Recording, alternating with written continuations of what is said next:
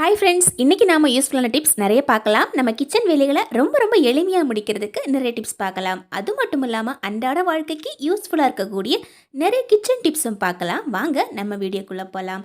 முதல்ல நம்ம பார்க்குறது ரொம்ப ரொம்ப முக்கியமான ரொம்ப யூஸ்ஃபுல்லான ஒரு டிப்ஸ் தாங்க. நம்ம வீட்டில் இந்த மாதிரி மிளகாய் தூள், சாம்பார் தூள் எல்லாமே அரைச்சி வச்சுருப்போம். இது பார்த்திங்கன்னா ஒரு 2 வாரம் கழிச்சதுக்கப்புறம் அதில் இருக்கிற மனம், குணம் எல்லாமே போயிடும்.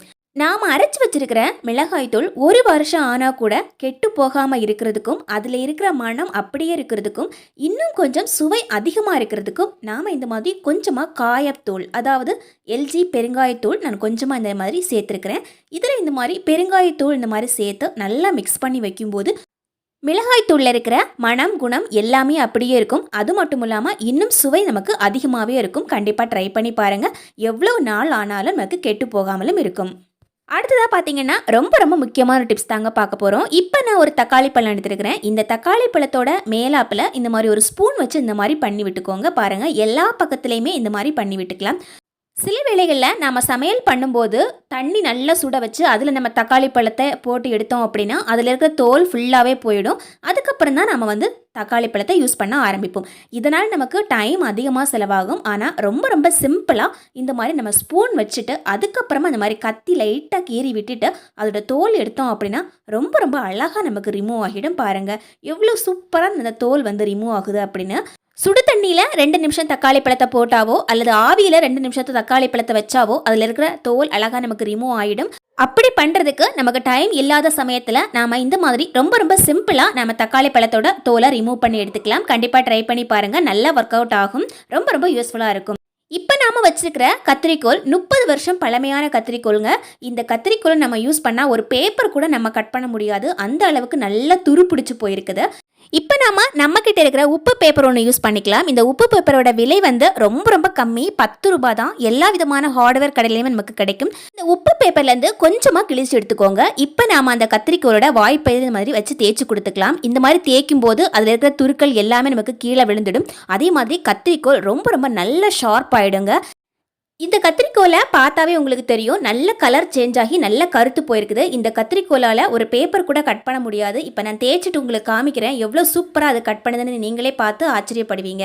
பாருங்கள் எவ்வளோ அழகாக நல்ல ஷார்ப்பாக கட் பண்ணுது. இந்த உப்பு பேப்பர் பார்த்தீங்கன்னா நல்ல கெட்டியாக இருக்கும். இந்த உப்பு பேப்பரை கட் பண்ணுறதே கொஞ்சம் கஷ்டம்தான். ஆனால் இந்த மாதிரி பழைய கத்திரிக்கோல் வச்சு நம்ம கட் பண்ணி எடுத்துடலாம். பாருங்கள் ரொம்ப அழகாக கட் பண்ணுது. உங்கள் வீட்டில் இந்த மாதிரி ஷார்ப்பாக இல்லாத கத்திரிக்கோலை ரொம்ப ஈஸியாக இந்த மாதிரி ஷார்ப் பண்ணி எடுத்துக்கலாங்க. அடுத்ததாக பார்த்தீங்கன்னா ரொம்ப யூஸ்ஃபுல்லான ஒரு டிப்ஸ் தான் பார்க்க போகிறோம். இப்போது நம்ம வீட்டில் வாங்கி வச்சுருப்போம் இல்லைங்களா பீட்ரூட். இந்த பீட்ரூட் பற்றினது தான். இந்த மாதிரி நம்ம பீட்ரூட் வாங்கி வச்சுருக்கும் போது ஒரு 2 நாள் கழித்து இந்த பீட்ரூட்டை எடுத்து பார்த்தீங்கன்னா அந்த பீட்ரூட் நல்லா வாடி போய் வதங்கி போயிருக்கும். அந்த பீட்ரூட்டை நம்ம மறுபடியும் எடுத்து பொரியல் பண்ணும்போது அந்த ஃப்ரெஷ்னஸ் அதில் இருக்கவே இருக்காது. ரொம்ப ஈஸியாக நாம் அதை சரி பண்ணலாம். பீட்ரூட் நாம் வாங்கிட்டு வந்த உடனேயே அதோட கொண்டை பகுதி, அது மட்டும் இல்லாமல் அதோட அடிப்பகுதி 2 பகுதியும் இந்த மாதிரி கட் பண்ணி எடுத்துட்டு அதுக்கப்புறமா நாம் இந்த மாதிரி ஒரு பாக்ஸில் போட்டு ஸ்டோர் பண்ணி வச்சுருந்தோம் அப்படின்னா எவ்வளோ நாள் ஆனாலும் நமக்கு பீட்ரூட் அப்படியே இருக்கும். பாருங்கள், நம்ம வாங்கிட்டு வரும்போது எப்படி இருந்ததோ அதே மாதிரியே இருக்குங்க. கண்டிப்பாக ட்ரை பண்ணி பாருங்கள் ஃப்ரெண்ட்ஸ். அடுத்ததாக பார்த்தீங்கன்னா ரொம்ப யூஸ்ஃபுல்லான ஒரு கிச்சன் டிப்ஸ் பார்க்க போகிறோம். இப்போ நான் ஒரு பாட்டிலோட மூடி எடுத்துருக்கிறேன். அந்த மூடியில் இந்த மாதிரி ஓட்டை போட்டு எடுத்துக்கோங்க. நம்ம வீட்டில் இந்த மாதிரி கீ யூஸ் பண்ணும்போது இந்த மாதிரி ப்ரஷ் எல்லாம் யூஸ் பண்ணுவோம். நம்ம சப்பாத்தி போடும்போதோ அல்லது தோசை போடும்போது இந்த மாதிரி நெய் யூஸ் பண்ணோம் அப்படின்னா ஒவ்வொரு டைமும் நான் அந்த ப்ரஷ்ஷை எடுத்து வைக்கணும் இல்லைங்களா. ஸோ ரொம்ப ஈஸியாக இந்த பாட்டிலோட மூடியில் இந்த மாதிரி அதுக்கு தகுந்த மாதிரி ஒரு ஓட்டை போட்டு வச்சுக்கிட்டு நாம் இந்த ப்ரஷ்ஷை அதில் வச்சிருந்தோம் அப்படின்னா ஒரு டைமும் நம்ம சப்பாத்தி போடும்போது ப்ரஷ் எடுத்து வைக்கணும் அப்படிங்கிற அவசியம் இருக்காது. நம்மளுடைய நெய் பாட்டிலேயே இந்த ப்ரஷ் அப்படியே இருக்கிறதால நமக்கு யூஸ் பண்ணுறதுக்கு ரொம்ப வசதியாக இருக்கும். கண்டிப்பாக ட்ரை பண்ணி பாருங்கள். அடுத்ததாக பார்த்தீங்கன்னா ரொம்ப யூஸ்ஃபுல்லான ஒரு டிப்ஸ் தாங்க பார்க்க போகிறோம். இப்போ நான் 4 உருளைக்கிழங்கு எடுத்துருக்கிறேன். இந்த 4 உருளைக்கிழங்குமே நல்லா வாஷ் பண்ணிவிட்டு அதோட தோல் எல்லாமே நல்லா சீவிட்டு எடுத்துருக்குறேங்க.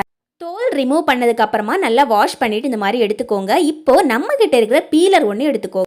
பீலர் அப்படிங்கிறது ஒரு பொருளோட தோலை சீவி எடுக்கிறதுக்காக தான் நம்ம வச்சுருக்கிறோம். அதாவது பல வகைகள் நம்ம யூஸ் பண்ணும்போது அதோட தோல் சீவுறதுக்கு கூட நம்ம யூஸ் ஆகும். ஆனால் இந்த பீலர் வச்சு நம்ம இந்த மாதிரி உருளைக்கிழங்கு சீவினா கூட ரொம்ப ஈஸியாக ரொம்ப மெலிசாக நமக்கு வரும். பாருங்கள், இந்த பீலர் வச்சு இந்த மாதிரி சீவும் போது நல்ல மெலிசாக வந்துடும்.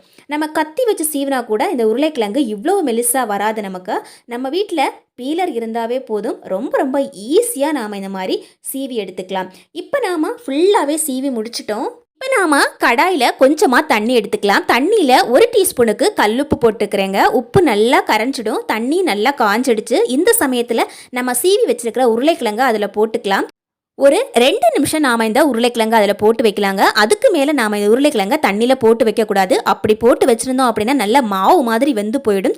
ஜஸ்ட் 80% மட்டுமே நமக்கு வெந்தாகணும், அவ்வளவுதான். இப்போ நாம் தண்ணியிலேருந்து அந்த உருளைக்கிழங்கு ஃபுல்லாகவே இந்த மாதிரி வடிகட்டி வச்சு வடித்து எடுத்துடலாங்க. தனியாக ஒரு பாத்திரத்தில் எடுத்து வச்சுக்கோங்க. இப்போ நம்ம எண்ணெய் நல்லா சூடாக வச்சுருக்கிறோம். இந்த சூடான எண்ணெயில் இந்த உருளைக்கிழங்கை போட்டுக்கலாம். ஏற்கனவே நாம் உருளைக்கிழங்குல உப்பு சேர்த்துருக்கிறதால நம்ம ஃப்ரை பண்ணும்போது ரொம்ப ரொம்ப டேஸ்டியாக இருக்கும். தேவைப்பட்டால் கொஞ்சம் மிளகாய் தூள் மட்டும் கடைசியாக சேர்த்துக்கலாம். இப்போ நமக்கு ஃப்ரை ஆயிடுச்சு.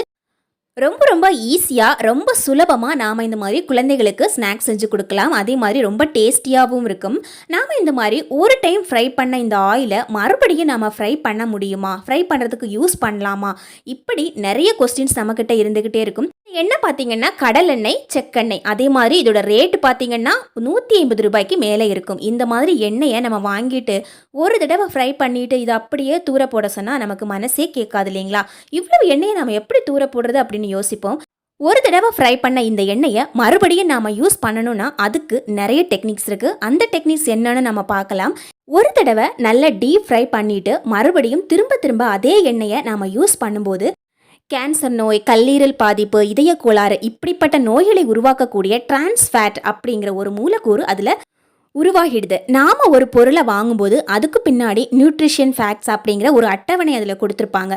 அதில் பார்த்தாவே உங்களுக்கு தெரியும். அதில் டிரான்ஸ் ஃபேட் அப்படிங்கிற ஒரு காலம் இருக்கும். இதில் பாருங்கள், இந்த மாதிரி நம்ம பேக்கெட்டில் பொருள் வாங்கும்போது இந்த மாதிரி ஒரு அட்டவணை கொடுத்துருப்பாங்க. இதில் தான் நம்ம கவனிக்க வேண்டிய ஒரு முக்கியமான ஒரு விஷயம் இருக்குது. பேக்கெட் பொருள் அல்லது நல்ல டீப் ஃப்ரை பண்ண சிப்ஸ் பேக்கெட் இந்த மாதிரி பொருட்களை எல்லாம் வாங்கும்போது இந்த காலமை நம்ம கண்டிப்பாக செக் பண்ண வேண்டியது ரொம்ப ரொம்ப முக்கியங்க. நமக்கு இதனால் நிறைய நோய்கள் ஏற்படுறதுக்கு நிறைய சான்சஸ் இருக்குது. இப்போ நான் முதலையே சொல்லிட்டேன், இந்த மாதிரி டீப் ஃப்ரை பண்ண எண்ணெயை நம்ம மறுபடியும் யூஸ் பண்ணலான்னு. அது எப்படி யூஸ் பண்ணுறது அப்படின்னு பார்க்கலாம். நாம் இந்த மாதிரி எண்ணெயை டீப் ஃப்ரை பண்ணும்போது இதில் நிறைய கசடுகள் இருக்கும். இந்த மாதிரி வர கசடுகளை நாம் இந்த மாதிரி ஒரு ஜல்லடை வச்சு நல்லா இந்த மாதிரி அரிச்சு எடுத்தோம் அப்படின்னா அதுலேயே எல்லாம் தங்கிடும் நமக்கு. அதுக்கப்புறமா பார்த்தோம் அப்படின்னா அந்த எண்ணெயில் இந்த மாதிரி கசடுகள் இருக்காது. கசடுகள் இல்லாத இந்த எண்ணெயை டெய்லி வச்சு யூஸ் பண்ணலாமா அப்படின்னு கேட்டால் இல்லவே இல்லைங்க. 2 நாளில் இதை நம்ம காலி பண்ணிடணும். இதை நம்ம மறுபடியும் தாளிக்கிறதுக்காக யூஸ் பண்ணலாம். அதாவது சாம்பார் தாளிக்கிறதுக்கு, சட்னி தாளிக்கிறதுக்காக நம்ம மறுபடியும் யூஸ் பண்ணலாம். மிதமான தீயில யூஸ் பண்ணுறது ரொம்பவே முக்கியம். மறுபடியும் நாம் அதை நல்லா ஹீட் பண்ணி மறுபடியும் டீப் ஃப்ரைல நம்ம யூஸ் பண்ணவே கூடாதுங்க. எண்ணெயில் இருக்கிற நல்ல கொழுப்புகள் நம்மளுடைய தசை வளர்ச்சிக்கு, மூளை வளர்ச்சிக்கு எல்லாமே ரொம்ப ரொம்ப ஹெல்ப்ஃபுல்லாக இருக்கும். ஒரு நாளைக்கு 5 டீஸ்பூன் எண்ணெயே நம்ம உடம்புக்கு போதுமானதாக இருக்கும். இந்த வீடியோவில் சொன்ன டிப்ஸ் எல்லாமே உங்களுக்கு ரொம்ப பிடிச்சிருக்கும் அப்படின்னு நினைக்கிறேன். அதே மாதிரி ரொம்ப யூஸ்ஃபுல்லாக இருக்கும் அப்படின்னு நினைக்கிறேன். தேங்க்யூ ஃபார் வாட்சிங் ஃப்ரெண்ட்ஸ்.